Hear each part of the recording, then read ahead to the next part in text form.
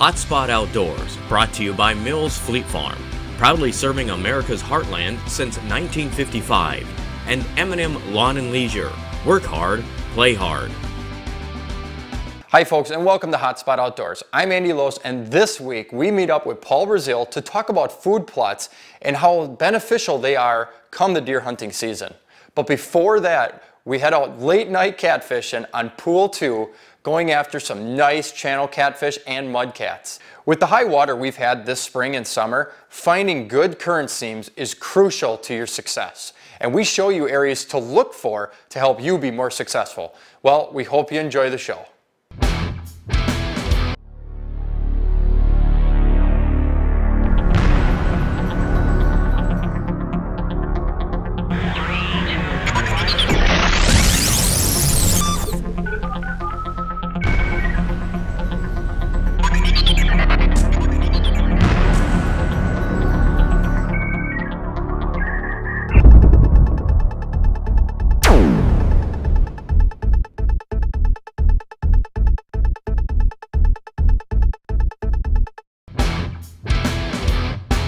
Well folks, we're finally up here. We're up in St. Paul, Pool 2, going for some big catfish tonight. John, thanks for having us up here. Darren, always good to see you. Good to see you again. You know, what's our plan for this evening? Well, it's about 90 degrees out right now. It's late June. We got a bunch of rain here probably the last week or so, and the river's really coming up fast. So we decided we need to get out. The window's open. The cats are biting. And we just got to go out there and do it. Absolutely. And dodge the weather if we have to. And like you and I were talking, these catfish are going to be spawning soon, and we have to take advantage of this before they do spawn. Exactly. And can make for a tough bite after that spawn. Yep. The window is short, and we just got to get out there and do it. And they're biting. So. Absolutely. Now, John, your setup here with this River Pro is awesome. Why don't you tell me a little bit about it? Well, I picked this boat up used. Okay. It's a 2001 River Pro. Okay. River Pro is owned by a guy named Kevin Turner down in Missouri. He makes maybe 15, 20 boats a year, small company. Yeah. And you can pick these up used. You know, new they're fairly spendy, about the same as a bass boat or anything else. Yeah. I got this one used. I've done a lot of work to it, customizing it for catfishing. Yep. As you can see, you know, we've got the rod holders, the big HID spotlights on the front. I mean, this thing is made for running in shallow water and running over things that boats wouldn't want to run through.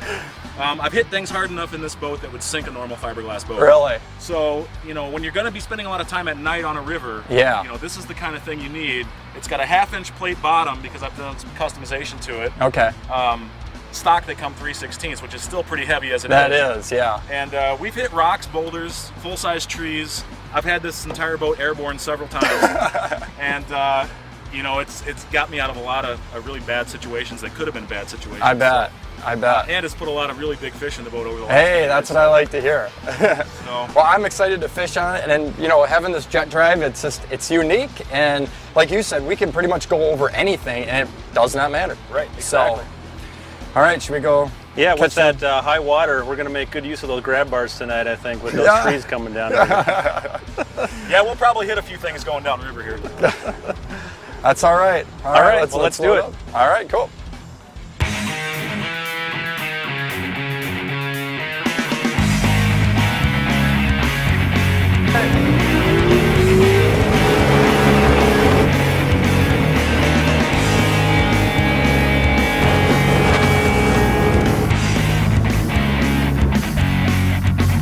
Well, folks, we just got to our first spot this evening. Now, Darren, why don't you tell me a little bit about the spot that we're fishing here? Well, what we got here is, like I mentioned earlier, the river is really high.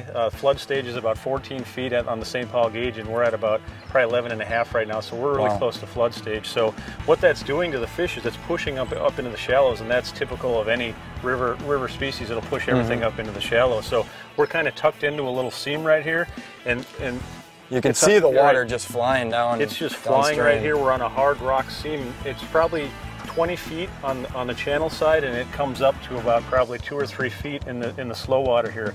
So what we're doing is we have a bait out in the deep water, and we have one just right on the seam, and then we're probably going to throw one up here in the shallow, and that's probably, if we get a big fish, it's probably going to come in that shallow water. Really? Yep. So a lot of those fish will actually move up as evening progresses here, and they're ambushing these baits. They push them up into the shallows, and that's where they take advantage of them. All right. So, yeah. That sounds good. Well, let's get that last pull in the water, and that should wait be for that line to just take off. That's what we're looking for. All right. All right. Okay, so what we're doing here is we're just taking these bullheads here, and in Minnesota you can use anything up to 10 inches on a bullhead, and we have this 10-aught J hook. We're just going to hook it back here in the tail here. And a lot of people get really technical on how you should hook this, different angles, you know, different spots. I honestly don't think it's really that critical where you hook it, so we try not to get too technical. Now I'm going to toss this one out in that shallow water like I talked about. We'll put that one up on that shallow flat.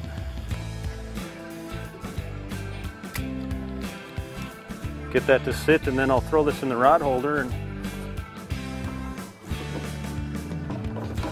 what we do is we'll just engage the free spool, and we got this clicker here, so when that gets hit, you'll hear it. It'll be just a sharp tap, and you fish on and hail that bait. It's bouncing.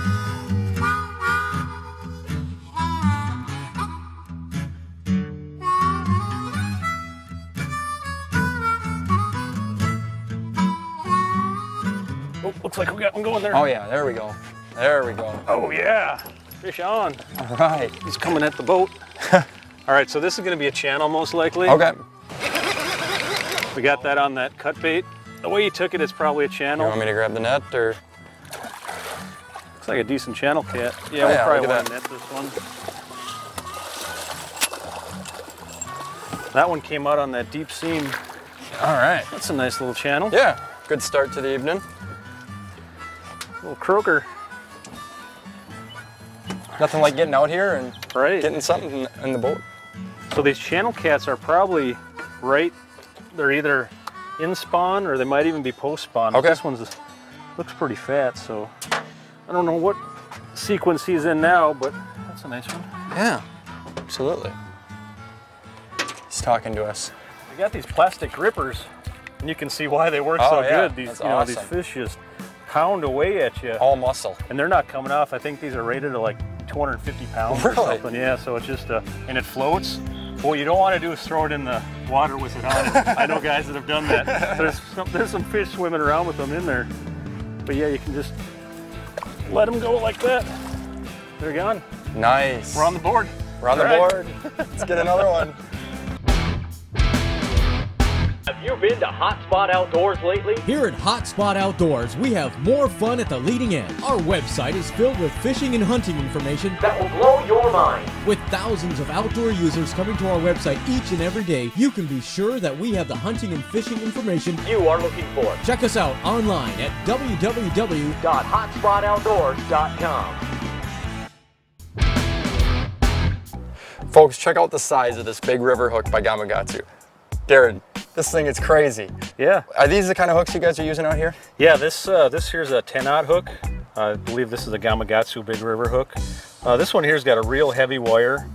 It's almost a little big for what we use sometimes, but when we use the big, you know, up to 10-inch bullheads, this is what we want. You know, we want a lot of, flatheads have huge mouths, so you want to have a big hook gap, and you want to make sure you get a hook in there, and that works good for it, you know, these big hooks. Absolutely. But I notice you also have, you know, a lot of different style of hooks, you know, from circle hooks, octopus hooks, you know, they all work good. Right. And when we're using cut bait, which we do sometimes because we can catch both species on cut bait. In fact, I've caught some of my biggest fish have been on little pieces of cut bait. We just use these circle hooks, and we just tight line them in the rod holder. And when that fish takes it, you know, he takes off and he's hooked. He's hooked. hooked. So there's really nothing you have to do other than, well, that first fish we caught, that's what happened. You know, you just pull it out of the rod holder and reel it in. So they work great for that. We don't use a lot of these circle hooks for live bait, just because if you set the hook with this type of hook, you're going to pull it right out of the fish's mouth. You basically have to let him. And that's do what a the lot work. of people don't understand with the circle hook. There really is no setting the hook. Right. It's the fish sets the hook on themselves.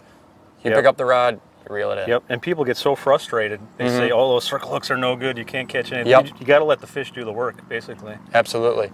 Now, what type, you know, what's the braid we're using here? I mean, what pound test? So we normally use 80 pound. Okay. We use braided line mostly, but I do know guys that use this big game mono, which works great. Okay. What's nice about the mono is there's some stretch involved. Oh. So when you go to set the hook, you're not pulling the hook right out of the fish's mouth. Yep. But we do use a lot of this. This one here is Suffix, but with just 80 pound braid. And some people use 100 pound, 50 pound, but I prefer the 8-pound myself. And what's nice about the braid is, I mean, these are big fish, and especially, you know, right now we're not really fishing in cover, but if you're fishing in the cover, I mean, you got to get that fish out of that cover. Right. And you know, when you're using that braid, you've got power. Exactly. And you can get them out of there, because once they get in there. Yep. In fact, you can get hung up sometimes where you can't break that line. I mean, we have special tools designed for breaking that line, you know, and it'll actually pull a boat off anchor sometimes, you know. But crazy. like you say, when you want to get it out of that wood, the braid works awesome for that, you know, whereas the mono, it's going to be stretching and you're fighting that mono, so it works perfect for that situation. Yeah, yep. You know, and I noticed, you know, we got a lot of different size weights. We have 5-pound weights. We even have 8-ounce sinkers. Did I say pounds? Yeah. I meant ounces. But I mean, these are some big sinkers we're using, but we're also using big baits. Right. So I mean, we need to stay on the bottom and so on. What sizes are you used to using? Now generally we use excuse me, from 3 to 8 generally. For live bait. With the current is now, if you're out in the current seam, you're probably going to want anything from 6 to 8 with a big bait. This inside seam, you know, you can get away with a 3 or 4 probably. Basically, we match the size of the sinker to the size of the bait and how fast the current's moving. Okay. You don't want the bait pulling the sinker up off the bottom or the current washing it down.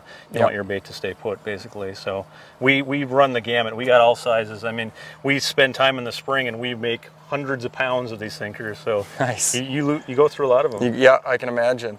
You know, and even when we caught that first fish, this fish gripper is a really cool product. Right. I mean, you could even use this with a lot of other species, Yeah, not you just sure the catfish.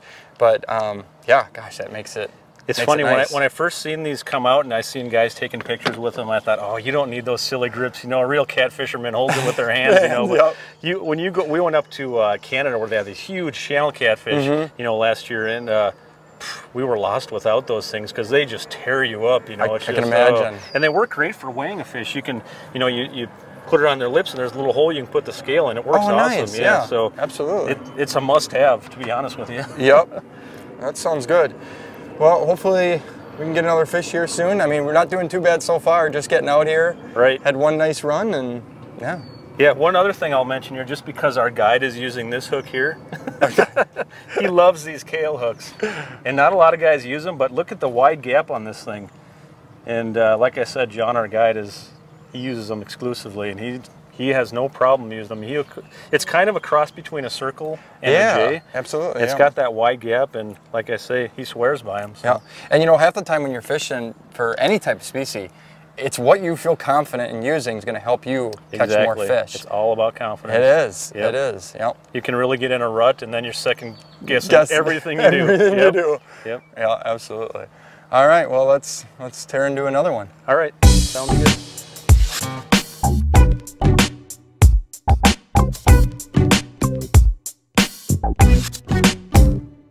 Well, guys, I think, you know, the action's been a little bit slow here. We got a channel on the seam. You know, we've been sitting here for an hour or so. We got one channel cat.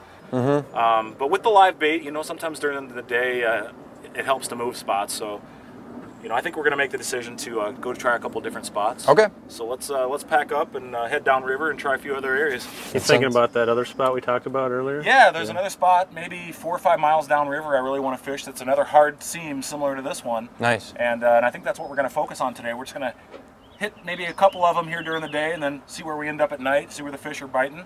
But I hate sitting in one spot if we're not catching fish, so yeah, let's reel up and head downriver. Sounds like a plan. Good. Let's do it.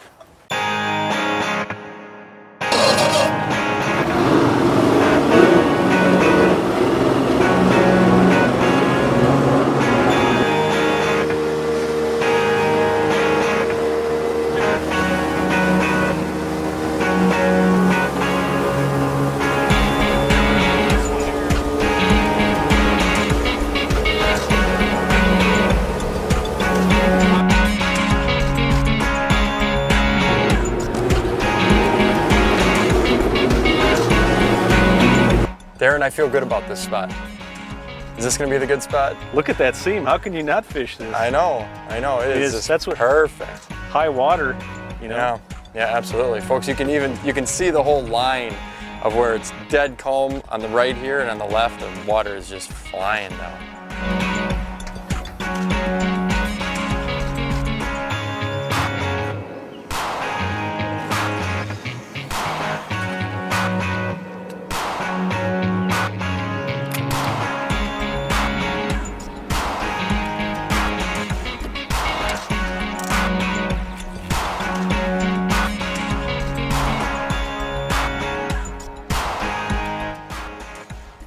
hey, Darren, yeah. Oh.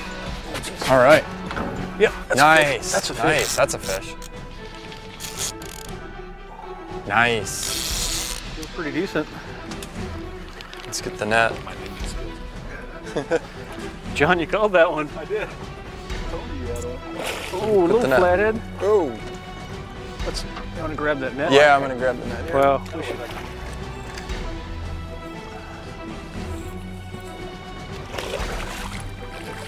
Nice. There we go. Oh. All right. Now, how big do you think he's gonna go? Oh, he's about 10 pounds. Okay.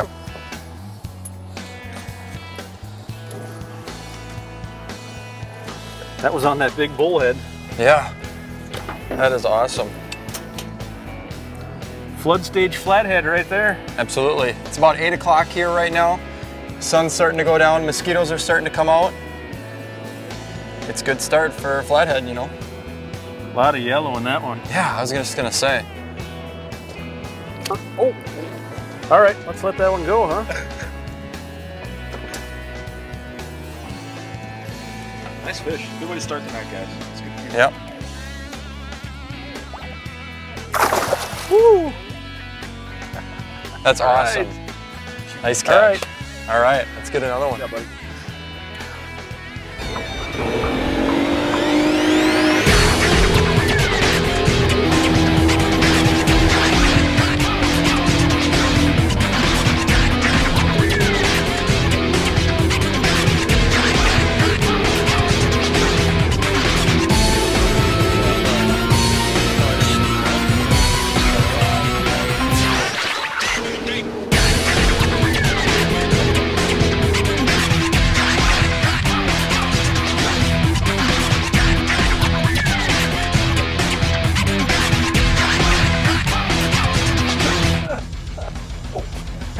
Cupping rod. All right, there we go. Turn, buddy.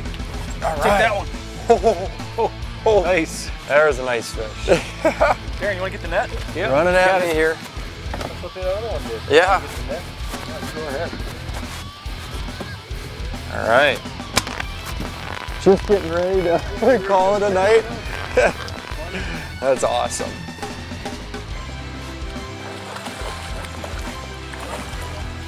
Did it channel? I didn't get a good look at him.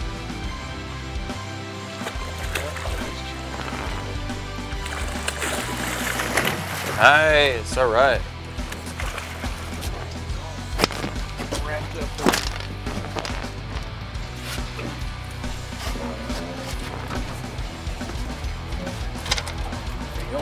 All right.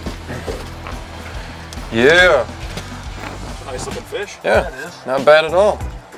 Well, it's about the same size as that first one. As that first one we caught earlier this evening, yep. And what's so funny about this whole thing is we literally are ready to grab the rods to call it a night. John, you said, rod's going off, rod's going off. It's funny how it goes from you know, calm and peaceful in the boat to you know, just total chaos in a matter of seconds. Literally, yep. Yeah, absolutely. All right, well, let's get them back in, and hey, it was a good evening. That's right. All right. Still a catfish, right? Absolutely. I just don't want to let go of the scrippers. Great. All right, there we go. Gone he goes. All right.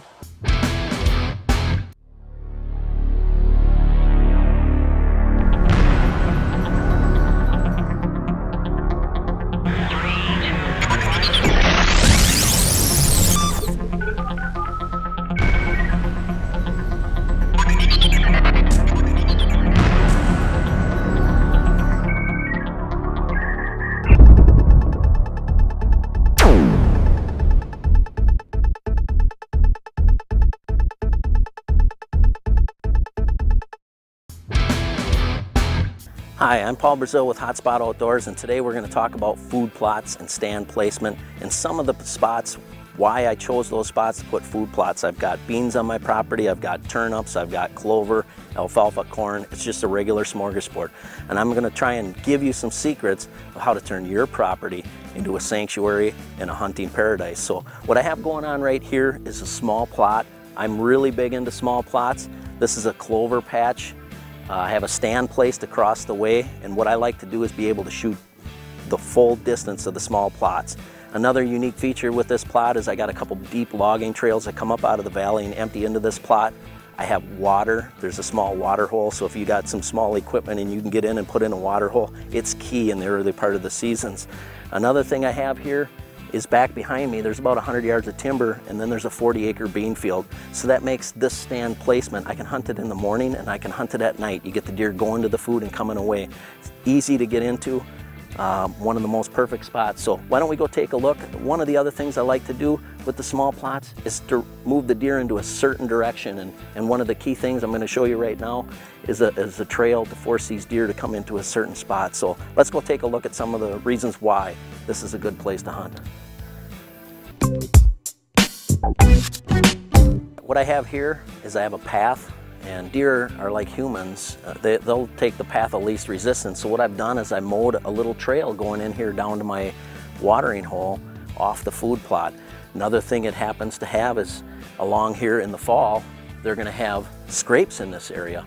And what's really nice about this is you can pick your hole. If you mow your path, pick your hole, and you have your shot placement, a wide open shot that you can go and take your shot, not have a problem. And down here in the bottom with the water, if I can't get my shot down there, I can maybe get it on their way to or from the bedding. And that's why I picked this stand, is because it can be a morning spot or a night spot. With that 40-acre bean field, they travel right through this corridor. During the rut, they're making scrapes along here. Water is key. If you got that equipment to put in the water hole, water is a key. Put a food plot in, and you got something that's really going on. Well, let's go take another look at another really nice hot spot that I have on this property. Like I had over by the pond, it's the path of least resistance. And what I have going on here is I got my food plots, I got beans, and I have chicory out here in front of me. And what that's created is a path of least resistance for these deer, and they funnel through this area along the big timber and the open fields. They have that seclusion, so they're going to use these small, tight food plots just for that, as food plots. And they're going to funnel through here and give you great places to get a shot. So if you have a stand set up on both ends of these, depending on your wind direction, it's a prime setup. Now folks, when the corn comes out this year, get yourself a decoy. You'll be glad you did.